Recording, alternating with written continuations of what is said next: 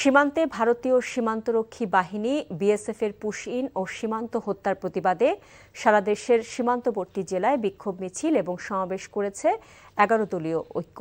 বিকেলে লালমনিরহাট, চাঁপাইনবাবগঞ্জ, সাতক্ষীরা, সিলেট, হবিগঞ্জ, নওগাঁ, পঞ্চগড় সহ দেশের সীমান্তবর্তী বিভিন্ন জেলায় এই কর্মসূচি পালন করে ঐক্যজোটের স্থানীয় নেতাকর্মীরা।